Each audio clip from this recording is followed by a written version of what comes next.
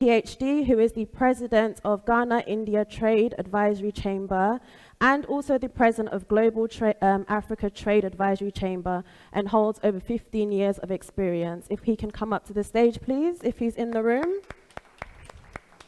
And last but not least, as we wait for Dr. Dominic, I'd like to invite Dalasi Aning, who is a cultural shapeshifter, a polymath artist, philanthropist, and also the CEO of Panalove LLC, an e-commerce boutique that caters to chic, fashion-forward millennials.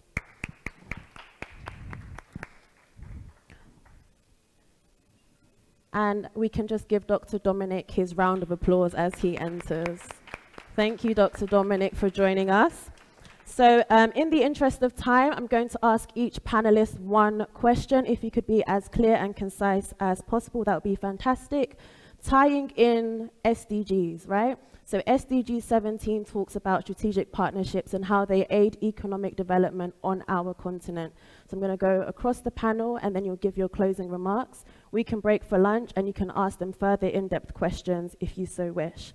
So I am going to start with real estate. So you are, when I did my research, a fantastic example of public-private sector collaboration with the recent work that, the recent partnership that you signed in Nigeria to tackle housing and the housing deficit. Could you talk about how you adequately positioned yourself as a pioneer in real estate to take advantage of such public sector opportunities? Sorry? I should come again, okay.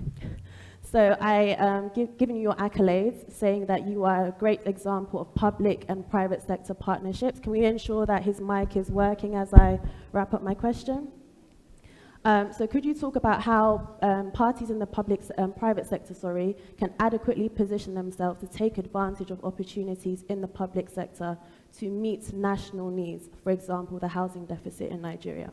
Okay, thank you for that question. First, I want to talk about different kind of partnerships. We'll talk about intersectional partnerships. That's partnership between different sectors, in a community. Also talk about international partnerships and intercontinental partnerships. Perfect. Yeah. So now I think for us as private developers, it's we're talking about this is like an African summit where we're trying to see how we can increase African trade. Now I'm going to relate it to real estate. Now there's the very important aspect I want to focus on is intra-African partnerships. Partnership between in the different African nations as regards investment. Now I came into Ghana, and I'm beginning to see a lot of opportunities, in the real estate sector in Ghana. The quality of buildings that I'm seeing here, the quality of hospitality and all that. Now these are areas that we can look at as private developers. I'm already looking at trying to branch out into Ghana, as a Nigerian construction and real estate mogul, to branch into Ghana and see how I can actually maintain the intra-African trade. If you look at statistics, you will find out that intra-African trade is just about 14% of the national trade. And it's something in real estate, it's important that we as African entrepreneurs increase and focus on improving intra-African trade. And in real estate sector, and that means that we can actually invest more in different African countries, build more houses in African countries, and also try to see how we can even attract diasporans to invest in the real estate sector in Africa. So these are ways that we have to look more into ourselves. And that was yesterday when PK was talking about the diaspora remittances. It's we'll find ways to sell the values to diaspora and not just to send peanuts in the name of handouts and all that to families here. We're also looking at how we can improve or create extra values in real estates in Africa, to increase it from just the million, 20. Nigeria last year, in 2001, was just about 20 billion. We can actually increase that much more. So these are ways that we as African investors, African entrepreneurs, we can increase one diaspora remittance is not just only for peanuts, but to increase in investing in housing, which is a very important component of increasing foreign direct investment. So that's basically what I think we can do as entrepreneurs to increase or leverage on partnerships, basically. Amazing. Thank you so much for your comments on that. And I think it's great that you mentioned how you traveled into Ghana, saw the opportunities, and that effectively is partnerships, identifying maybe a gap in the market, something that's being done fantastically well, and then kind of intercepting that way. I'm sure there are Ghanaian real estate moguls in the room, so hopefully over lunch you can have those conversations. Moving now on to Dr. Dominic. Congratulations on 5 years of the Chamber. Fantastic work that you've been doing this year. What kind of work, if you could advise us all in the room, is the Chamber doing to promote positive relationships and, again, boost partnerships? All right, so the first thing we did was to tackle the youth, and I launched what we call the Knowledge Bank. So we started with Knowledge Bank, and then we have partners, or we have investors from especially Dubai and India, who will buy into the ideas of the youth. So for instance, if I have 5,000 youth and then they have different concepts, what we do is to buy the concept and then allow them to be in charge. So let's say if Inin brought a certain type of a concept, I will make her the managing director of that business, although we are investing in. So that's the first thing we have to think about. The other thing we have to also do is to partner among ourselves like Africans. Doing business maybe with somebody from Kenya or somebody from Nigeria. Maybe I have the funds, or I have people who can give us the funds. It is important for us to marry the two. But the most important of all is integrity. Because we cannot have partnership when there is no honesty. We have to look at that. You cannot just go ahead and do partnership and, bring funds to people that you give money to instead of them to start the project. You see them buying luxury cars. No, that is, off. The other thing we have also established is to help with the SMEs. When they have issues with the bank, we try to guarantee as a chamber. We send letters to these banks and then tell them that we know these people, they are capable of doing ABC. So at least with the chamber, we cannot run away. The chamber is not a political position. They still in between the government and the private sector. And therefore, our core mandate is to be able to help the private sector. So, so far, that's what we've been able to do. Thank you. That's amazing. Just to follow up your response, actually, you mentioned obviously serving MSMEs on the continent. Asia is obviously a growing and dynamic market, as is Africa. Could you give us one example of a partnership that has kind of been birthed out of that and how that panned out for you? Okay, so there's one, I'll tell you, one government project is still available. I always want to be practical as possible. You're talking about, let's say, just what you're talking about institutional investors, for instance. So most of these people that we are bringing, or we have for Asia, these are BOT projects. Now, institutional investors always look for long term. They don't do short term and go away. So there are certain projects, because of the platform, I don't want to mention those projects, but there are two serious projects in this country that one requires over $330 million that we, as a chamber, we are coordinating with our Asian people to get the funds in. Now, we don't want the government to be the center of the project, although they own it. But we have opted for, if people understand, BOT as build, operate, and transfer. And that's like 30 years. So when they invest their money in, they take over the project.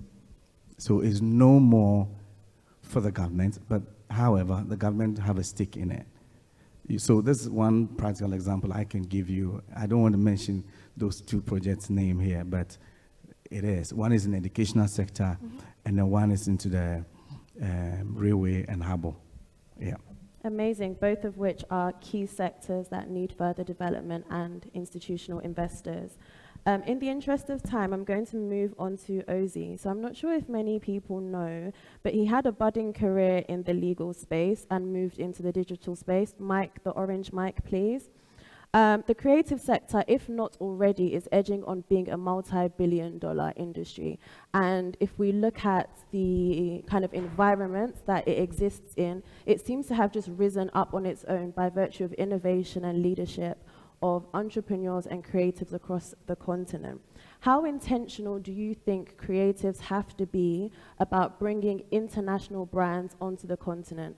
I ask you that because you are the brand ambassador for quite a few brands, Jägermeister being one of them, so ask Ozzy for some Jägermeister if you like. But yeah, give us some tips and tricks for the creatives and entrepreneurs, especially those that are streaming live on Facebook.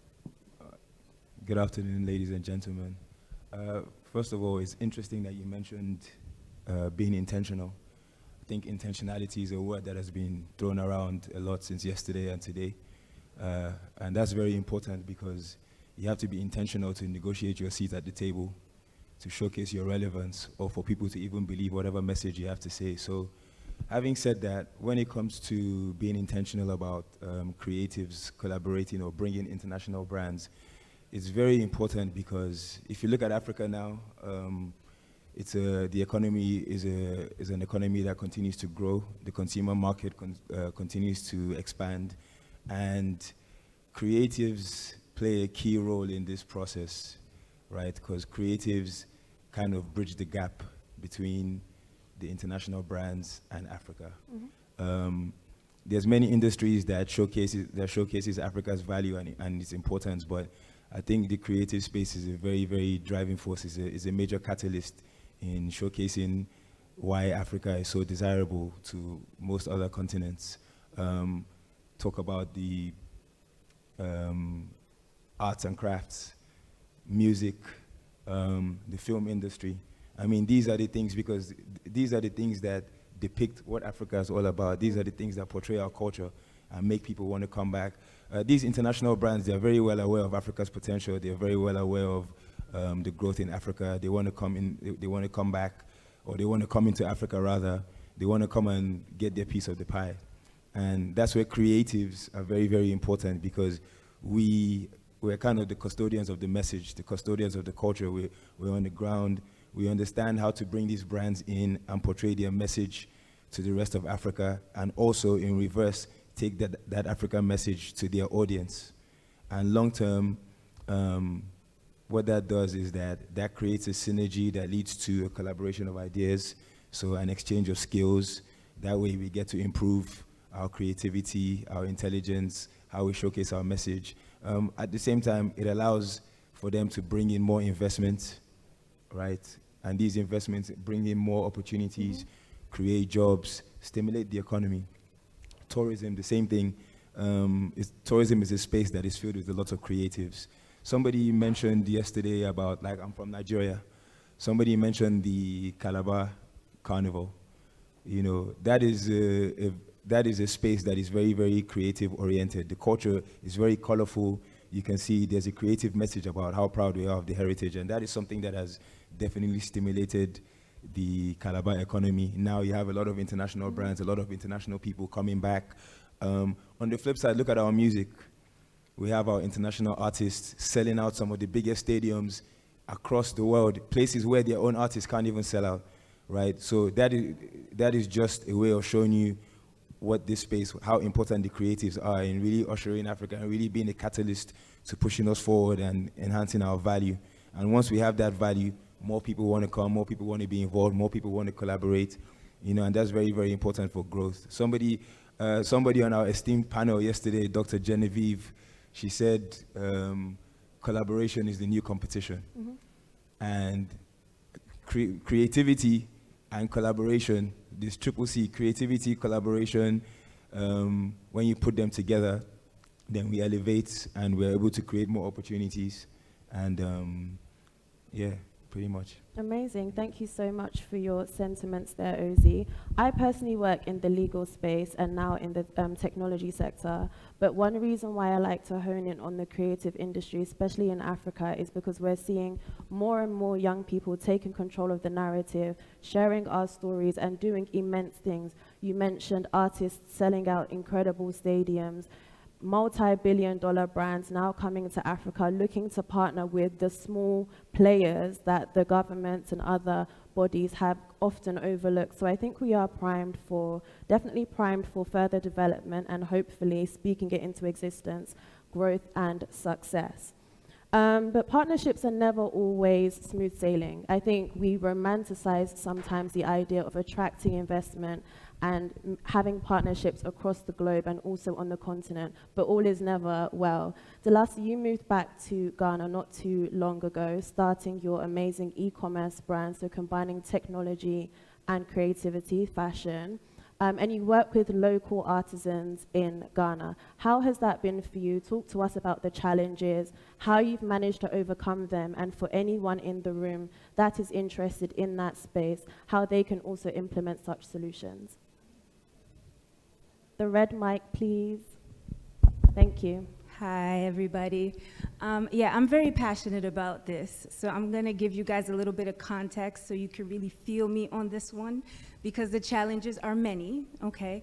But yes, I'm an entrepreneur. I own e-commerce business, and initially, I was partnering with Japanese, Korean, and Chinese manufacturers abroad, and my boutique is essentially like high-end fashion for women, but it's affordable. It's like between an H&M and Zara price point, just for reference. And just being back home in Ghana has inspired me to want to work with the local artisans and tailors in the working class community, because I feel that it's an important way for me to contribute to the sustainability of the local economy. And I particularly wanted to work with the working class community because I could have, been partnering with kids that went to fancy fashion schools in Paris or London or New York City. But I really wanted to empower and enrich those who might not have access to an international market like I do. Because when I moved to Ghana, I came with all of my fan base from New York City and the United States. So about 80% of my consumers are from the US. And if you're a working class person here in Ghana, sewing in your neighborhood, you would never dream that people in New York City or London or Canada would be wearing things that you made with your hands. And for me, to be able to empower people in that way is really special to my brand. I'm a Pan-Africanist, so it's important for me, to have that. So I just want to give you guys a background so you understand where my business journey has been taking me. And for a little bit of further context, I'm a Ghanaian American. So my parents are Ghanaian. I was born and raised in New York City. And I consider myself split down the middle. Like, I am Ghanaian, but I'm a New Yorker. New Yorker is like its own ethnicity, you know what I'm saying? It's a really special place. New York is a big city. It can be a scary place sometimes. It's everything. It's everything good and it's everything bad. It's everything wonderful and it's everything terrible. And I mean, that's where I was born and raised, So I grew up with a strong sensibility. I might not seem like I'm that tough, but I'm tough, And I know how to navigate. So growing up in New York, home of the hustle, that's what they call it. And it's a home of the hustle because if you do not hustle, you will quite literally die. So hustling is in my blood. It's just who I am. And there's another phrase we have in New York that many of you might have heard of, and it says, time is money. This has been my biggest challenge being in Ghana. Transitioning in 2019 has been difficult. It's 2023, and I only feel like I'm now really transitioned. And even, there's still a couple of things, a couple kinks that we still ironing out, but it's been 4 years, So it's a big transition. And I feel when I first came here, just socially, let's not even talk about business for a minute, just socializing with people and building relationships and networking with people, I felt like, wow. I started to question myself because I would make meetings, set meetings with people, would set dates with people. Sometimes they don't show up. Sometimes they're several hours late. I don't play that. Like I said, I'm from New York. Time is money, right? So what you invest your time in is going to be fruitful down the line. And if you waste your time, then you're not going to bear any fruit. So for me, every single minute and every single second that I'm here is precious. I think sometimes we get caught up in everyday life that we don't realize that time is not guaranteed. Every day that you wake up in the morning, you are blessed. So many people didn't wake up this morning, but we all did, and we are blessed just to be here. And I think when you don't value time in the way that I do, I can't speak your language. Like, I can't understand that. So when I first got here and I was dealing with flakiness and people not showing up for meetings and people not, returning phone calls and just generally not having a respect for time, I took it personally. I was very depressed, and I would ask myself, why is it that people don't show up for me? Is it because they don't think that I'm intelligent enough? Do they not think my ideas are important enough? Do they not think I'm relevant enough? And it was only after many, many, many months of going through this cycle and talking to different people, I realized, wow, it's not me, it's the culture. Everybody I was talking to was like, oh, I mean, it's Ghana. What are you gonna do? It be normal. What's the problem? And it's not normal though. It's toxic, right? And it's something that people like me are moving home because we want to change things. We want things to be better. A lot of the reasons why infrastructural problems and things persist, it really boils down to those simple issues, like having respect for time and really wanting to get things. So, for me, it became a personal thing. And after talking to many people, I realized, no, this is an institutionalized thing. This is a cultural thing. It's not me, Delasi, who isn't important or who doesn't have ideas that are worth listening to or hearing. That's not what it is. It is literally ingrained into the culture that people just don't, either they don't understand or they don't have a general appreciation for time. Now, as a business person, it becomes even more serious because I have quality control in my business. I really care about my consumers. I come from a marketing background, so I understand customer service. These are things that aren't as, they're not as valued here in this system. So to partner with local artisans and tailors, the challenges therein comes with those issues, those little, nuances, like not showing up for meetings, or if I, order like 3 samples of something to be brought in for a meeting and you just show up without them, like what are we doing? There's a work ethic issue, there is a timing issue, and for me, being such a perfectionist, such a hustler, such a person who values time to such a high level, you can imagine the challenges for me personally that come with that. I want my business to be on point.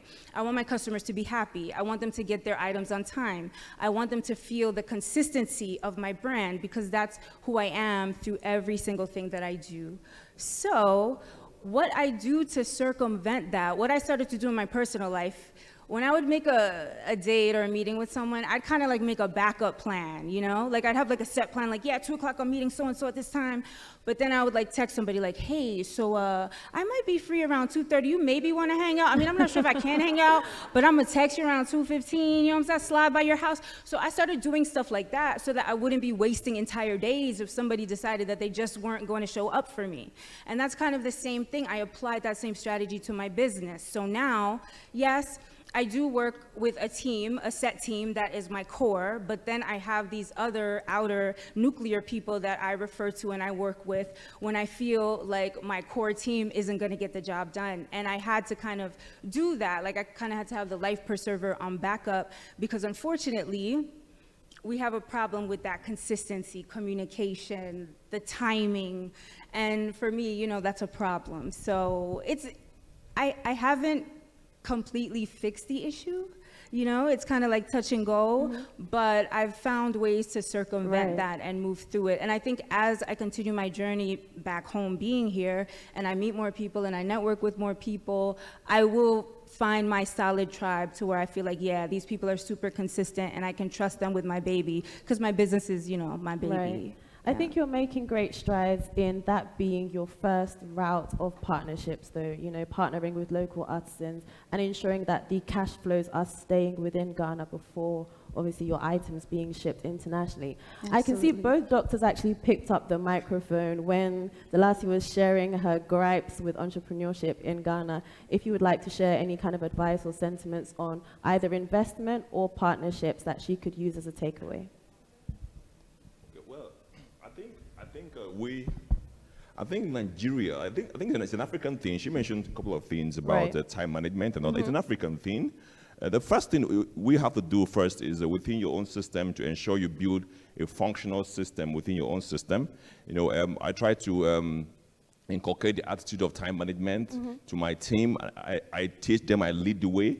I run my business like somebody who is a staff of the business. So I show up 9 o'clock when the time is 9 o'clock, and I also ensure that every of my staff do that. Now, so what we can do in African context is to, within our own nuclear businesses, we try to start to inculcate this kind of attitude, the right values in our own businesses. So even as people interact with you, they know you for this kind of attitude. So that's one way we can improve that, because it's an issue, it's a strong issue with African businesses. Another thing that we'll talk about is trust. You know, for the kind of business I do, trust is a major component of real estate. You know, people have lost in Nigeria. People have lost a lot of money in real estate. So it's something that we have to pay attention closely to, because for you to talk about the effective partnerships, trust is something that you cannot meddle with. Because if we're talking about people investing from diaspora, they had monies and all that, you know, you cannot afford to bring them to a point where they are regretting, you know, putting that kind of measure of resources into the business. So for this partnership to work, for you to to get people to continuously invest in African markets, that will almost ensure that people's investments are secured.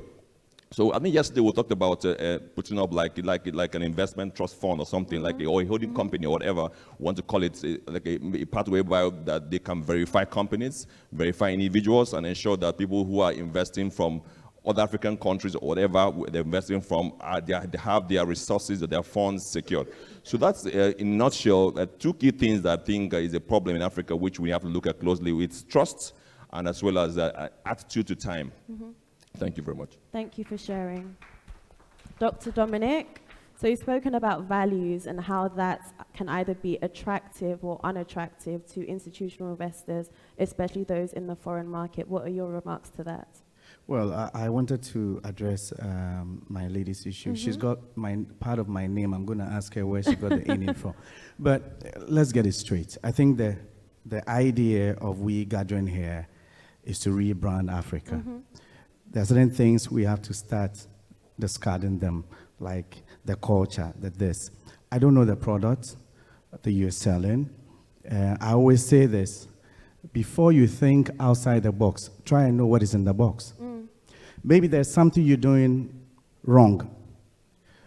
I cannot, book a meeting, whether with the president of a country or a prime minister or a speaker or even the UN, that the person says we are meeting at 5 o'clock.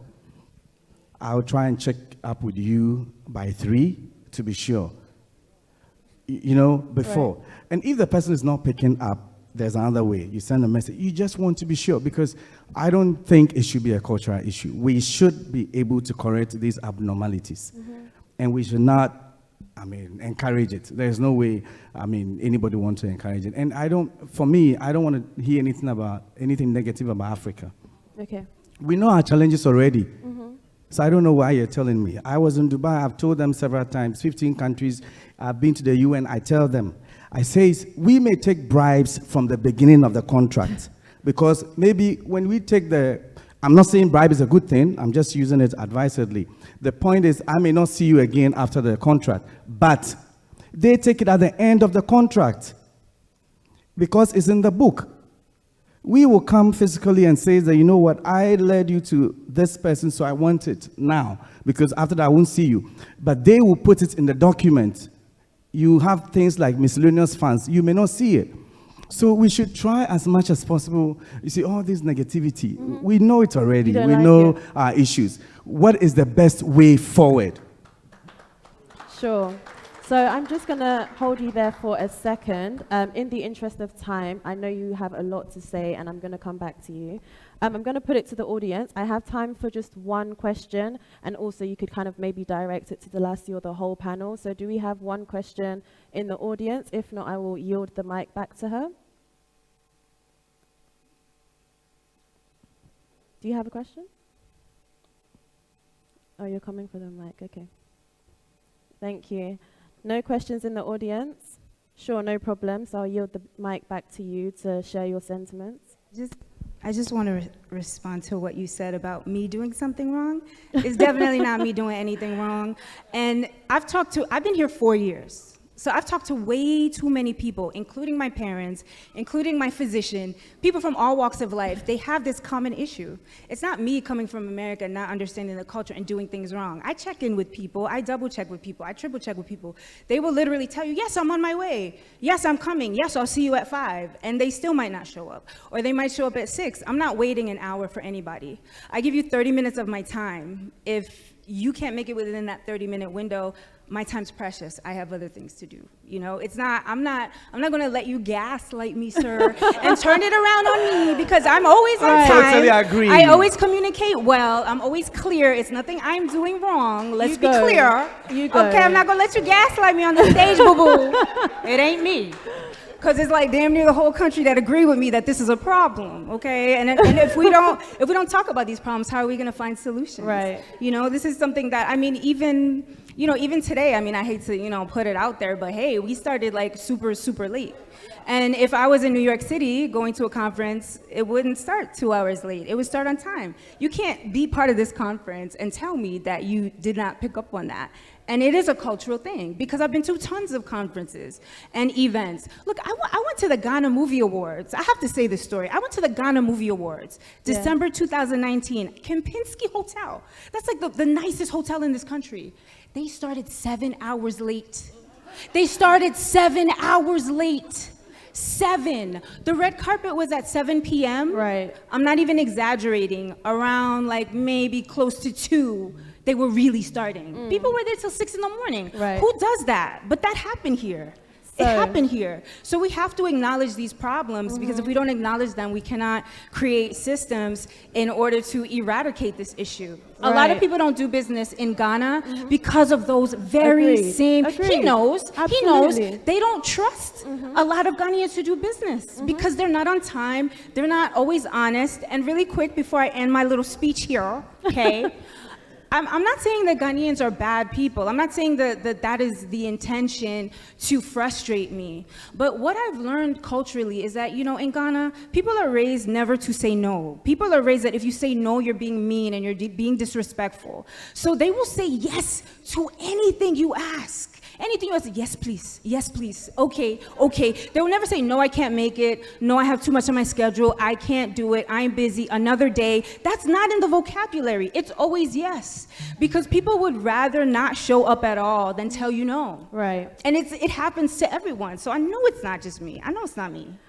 I think you actually raised a key point, because it goes back to values, right?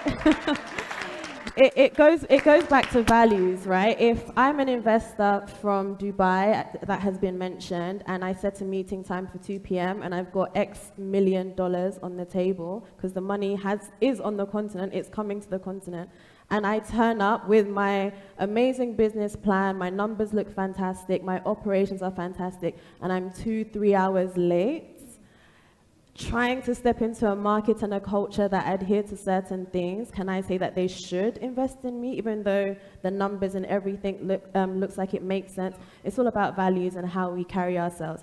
I personally set a timer, so 30 minutes, we're actually done, wrapping up. But I think you open up great conversation that can hopefully be taken to lunchtime for all of you to talk about. I think time is a fantastic one to get started with. So thank you so much for joining me. I would have loved to go into a little bit more detail, but we will all talk after. Call to action, strategic partnerships. We are all here for a reason. Let's connect and make things happen outside of this room. Thank you so much. Enjoy your lunch break.